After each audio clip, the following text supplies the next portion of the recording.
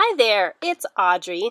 I want to start this video just by saying thank you to all my subscribers and for everybody who leaves comments. It really means so much to me. So I just thought I'd start this time by saying thank you so much. I appreciate everybody who stops by and watches my videos.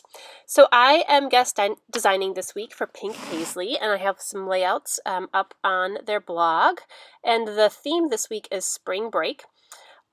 And I am working with the Oh My Heart collection from Paige Evans. Now I'm using papers, well, some papers from the 12 by 12 paper pad, which if you saw there when I flipped through, the paper pad comes with these 12 by 12 die cut sheets, which I think is such an awesome idea to include in a paper pad for those people who don't have a die cutting machine but still want to get that look.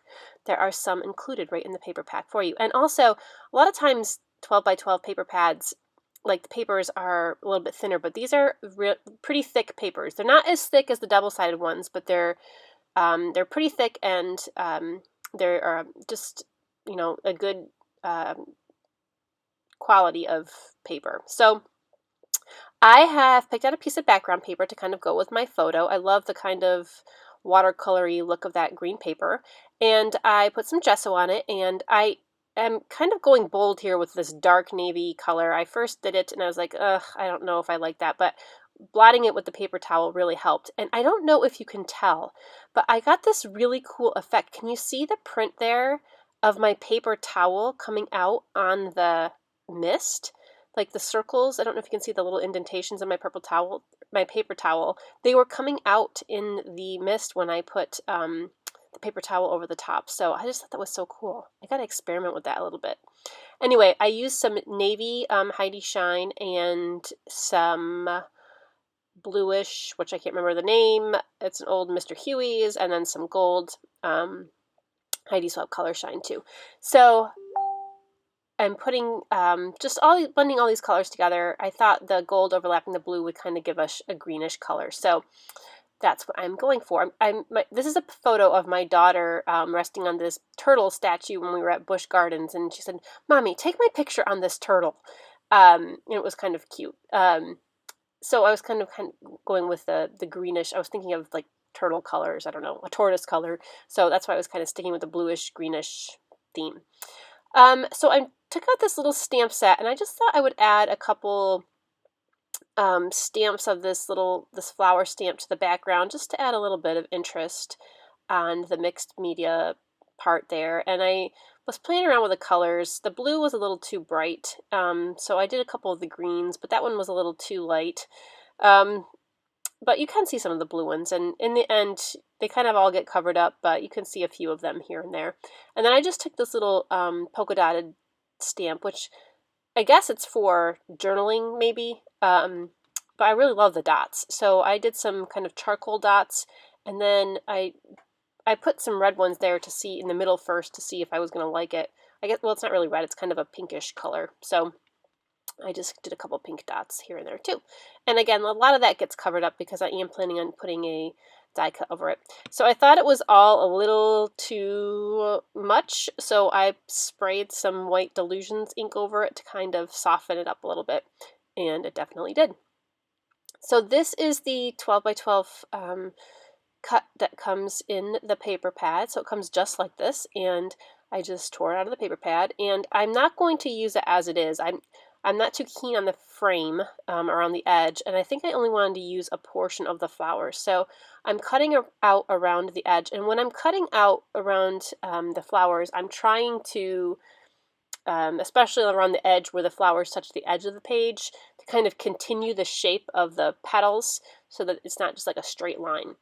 And I am going to back all of these open spaces with pattern paper. I at first thought I was going to just stick with kind of blues and greens, but I did a few of like the greenish colors, and that I totally changed my mind because it was blending in too much with the background. I wanted it to be a subtle look. I didn't want like super bright colors in these petals, but I did, so I ended up adding in a lot of the pieces of white pattern paper that have some patterns to it. So I do a couple green ones here. I'm not going to show you all of them, I'm sure you've probably seen a lot of process videos of people doing this, and you know how it goes, so I'm going to kind of skip through this part. I do a couple and kind of just test it out and see how it is. But so there it is. You can see most of them I filled in with a couple like flowery patterns and a couple of the pattern papers that have like a lot of the bright colors on it.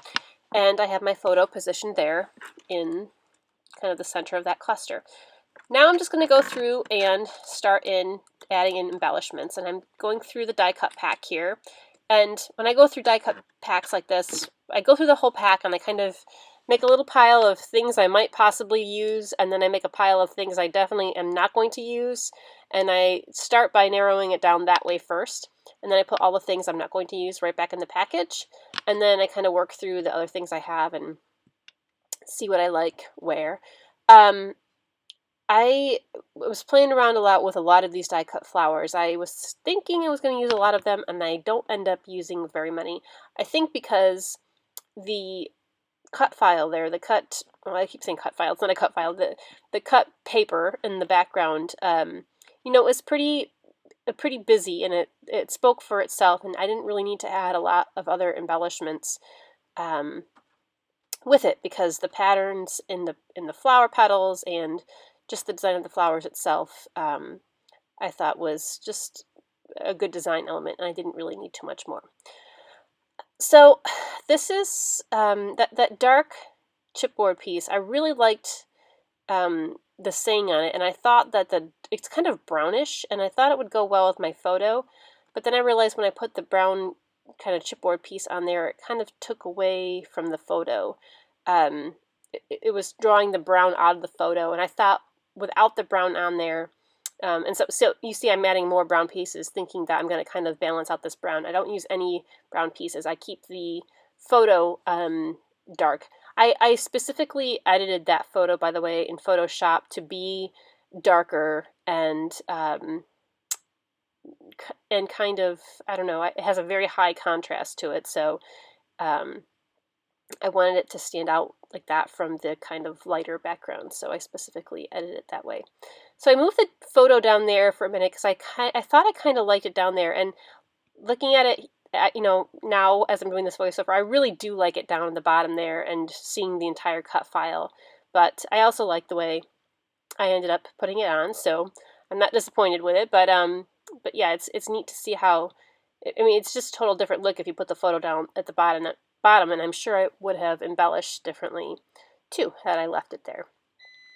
So I have scattered a few of the puffy flower stickers and a couple of the other die cuts, and you see I have a flower in the top right corner, a yellowish one, and one to the left, a yellowish flower, so I felt like I needed to add another yellowish element to the right. And as I'm doing this, I'm starting to think about my title, and I decided just to cut out my title from a font I have on my computer. I can't remember the name off the top of my head, but I will put a link to it down below. And my title was going to be Wild at Heart. So I cut that out. Actually, I used two different fonts here, of the purple and kind of a light pink paper, pattern paper. And then to make my photo kind of pop off a little bit more from the background, I am backing it with this ThermaWeb mixed media sheet, which is kind of like an interfacing. And then I'm just looking for a few more little bits to add the top of my photo. I always like to do a little cluster on the top of my photo with some type of label or a piece of washi tape or something to put the date on. So I usually do that right around my photo. I always try to make sure to put the date on every single page I do, because I'm not very good with remembering dates. And I think the more photos I accumulate over time, the more like I look, I'm like, and I'll see pictures of my kids, I'm like, I don't even remember what year that was.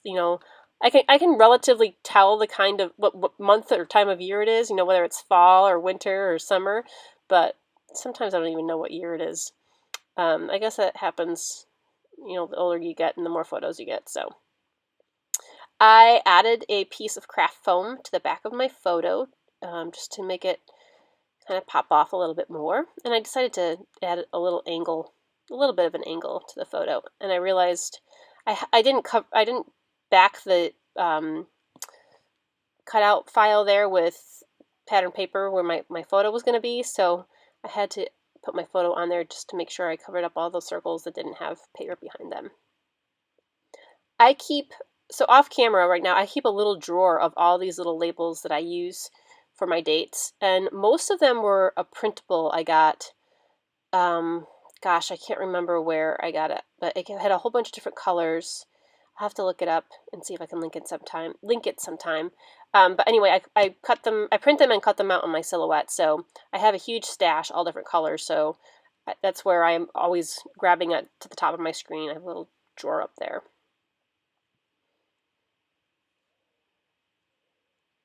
So I don't really have too much more to add to this page. I just glue down my title, and then I go through and I do stitch through my title. And I was considering popping up my title off the page a little bit, but I just thought it was going to be too difficult to cut little teeny tiny pieces of foam to pop up the really skinny parts of the words, so I didn't even bother. Anyway, I add the title on, I went and stitched through it a little bit, and then I used one of the stamps. The stamp set, it has like little lines on it that I stamped on there for my journaling, and I'll add that back in. And I'm just going and adding a few more little pieces to my fussy cut flowers here and there, and putting back on everything else I have. So that about wraps it up. I'm just going to zoom through this last part here, put it on super fast. And it's just me adding in my last little embellishments, adding some twine, stamping those journaling lines, popping some things up with foam dots. And that's about it. A couple more things here to see, but please stop by the Paislee blog and just check out all the beautiful projects there. That blog is so inspirational. I love to stop by. There's my finished page.